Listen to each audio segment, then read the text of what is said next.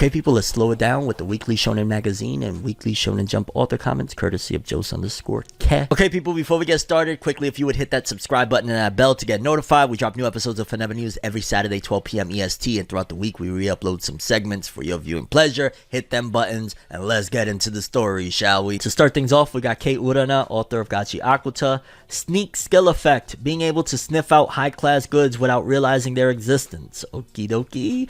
Muneyuki Kaneshiro, Blue Lock. There's still more left to the World Cup. The real-life drama is so intense that I want to create great fiction that can keep up. Yeah, the World Cup was huge. George Morikawa from Hajime no Ippo. I hope you'll enjoy Hajime no Ippo this year too. Is Ippo fighting yet? Like, yo, isn't there the big thing that like Ippo stopped boxing for the longest time? Is he fighting yet? If you're an Ippo fan and you read the manga, please let me know, is Ippo back in the ring? Nakaba Suzuki, author of Four Nights of the Apocalypse, Seven Deadly Sins. Takako Aonuma's Tanpopo-chan Showa meal is fascinating and gets my mouth watering. Pause, but alright. Hey, I'm glad you're putting that in your body instead of alcohol. Shout out to Nakaba Suzuki. Hiromashima, author of Eden Zero and Fairy Tail. I had lunch with Marvel Comics. Whoa, hold up. I had lunch with Marvel Comics editor-in-chief CB Cebulski. Maybe I'll give drawing American comics a shot. This is a goal. That's the GOAT. Put the meme of the dude. That's why he's the GOAT. That's why he's the GOAT. That's why he's the GOAT. The GOAT. He might be the first mangaka. Maybe when Eden Zero is wrapped up and done, he might say, yo, guess what, guys? I'm going to start making American comics. My next joint, it ain't manga, dog. It's a comic, which is the same word anyway. But imagine, like, he leaves Weekly Shonen Magazine and all that. Marvel offers him, like, the biggest bag in the world. Please come be a pioneer over here to make some new amalgamation. Like, this is huge. Wow, this is one of my favorite Weekly Shonen Magazine comments ever. That is crazy. Hiromashima, you the GOAT. That's why he's the GOAT. You the GOAT. The GOAT. Definitely very excited to see Hiromashima, creator of Fairy Tail, Eden Zero, Raid Master, Fairy Tail 100 Years Quest. To see him rocking with Marvel, that's going to be an exciting look, man. That's going to be huge. Hiromashima coming to Marvel. He met with one of the editors over there. Like, this is big. The GOAT. And we got Negi Haraba, author of Ranger Reject. Happy New Year's. Here's to a fun year ahead. And I believe we got that anime incoming for that, so that's going to be interesting to see. Then we got the Weekly Shonen Jump author comments. We got Eiichiro Oda, creator of One Piece. Happy New Year. I will try my hardest for another year to create the best manga that I can. Thank you. Dope stuff there. We got Gege Akutami, Jujutsu Kaisen. The neighborhood convenience store suddenly started being assertive with their new products. Maybe the manager changed? Probably. Or maybe they going through some financial stuff? Could be. My Hero Academia's Kohei Horikoshi. My shoulders hurt so... Whoa. Okay, yeah. This one right here is a bit sad, and this is another big one to point out. And this is also a testament again to these mangaka that they break down, man. This is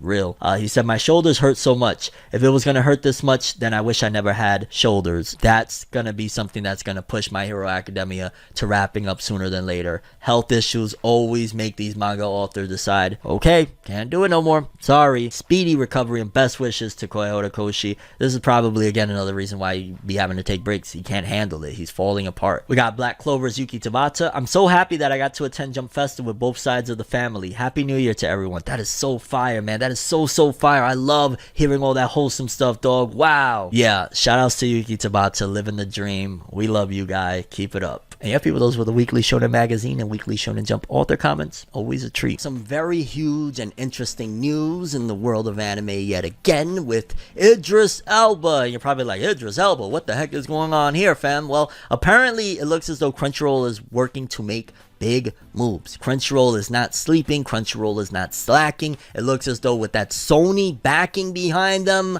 they are trying to be a little bit more innovative, and things like what Netflix and a lot of these other distributors have been doing in recent times of creating original anime. It seems as though Crunchyroll has not given up on that, because, you know, they did a couple of, now that I think about it, semi-original, so to speak, anime with diving into the webtoons market, making adaptations of these series that probably never would have got anime because they their Korean manhwa, we probably never would have seen them get anime. So it seems as though Crunchyroll is like, well, we did that, and I'm sure they have some sort of stake and ownership in the productions. They paid for it and all that. And it seems as though now they want to take it a step further and get some celebrities involved. And that could always be a slippery slope, but it also could be good. I don't want to completely dismiss the idea, because look at Samuel L. Jackson, dog. Samuel L. Jackson, Afro Samurai, all of that greatness, that was fire. There are some times where it's okay for celebrities that love anime to get involved and create stuff. Well, it seems as though, according to this, Idris Elba is developing an Afro-futuristic sci-fi anime for Crunchyroll.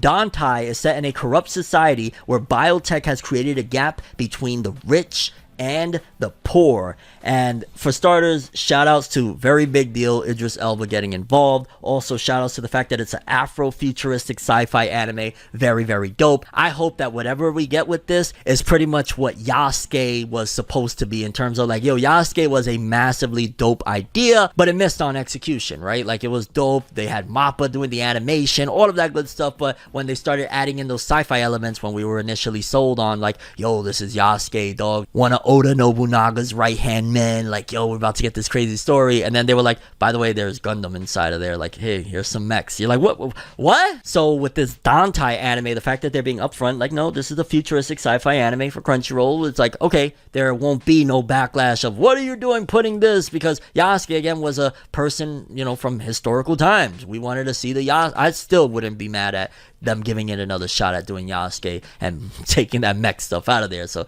we gotta wait to see what this comes with, but I ain't gonna lie, I'm kind of looking forward to it. It sounds interesting. They're trying something different. There won't be no manga to base it off of as well, so it'll be an original and fresh experience, but we're still early on. Until we get a trailer or something, we can't judge it. Either way, pretty interesting news, and yet again, it shows that Crunchyroll is making even more strides to break out into pop culture, I guess you would say, by getting Idris Elba involved in a new anime project. Again, Dantai. Okay, this is not anime and manga related news. It's more so in the world of comics, and I probably would talk about this on my other show, FORNEVER Space. Go check that out on FORNEVER TF I Want, the YouTube channel. Like, yeah, we talk about a lot of really dope stuff. A whole other show. I don't know if y'all ready for that one, though. I'm just saying, I don't know if y'all ready for it. But the meme, he can't keep getting away with this, is so fitting for this one, because apparently the actor behind The Flash, y'all may have heard, like, dude is beyond the wild boy. He's somebody that it's kind of shocking of, why is he still in this role? What is going on? Because he's been doing a lot of criminal activity, caught for it, and they don't get rid of him. And according to this, Ezra Miller reached a plea deal with prosecutors ahead of the January 13th hearing. As part of the plea deal, both charges of burglary and petty larceny will be dropped. Miller is to be placed on a year probation and will also be fined $500. So with everything that this guy has done, he gets off with a slap in the wrist, $500 and probation. That'll probably help him to stay out of trouble, and he'll probably still get in trouble anyway. Like, what the hell is going on? This is something that honestly is just very curious of why they keep this dude on board, why they don't get rid of him. I mean, I'm not on some, yo, cancel him or whatever, but it is a massively strange thing that they're allowing this dude to get away with all of this. I don't think other actors would be getting away with all of this, so something very fishy. And again, I know you're probably like, yo, that's not anime manga related news, but I did want to talk about it. It's comic-ish. Comic is English for manga.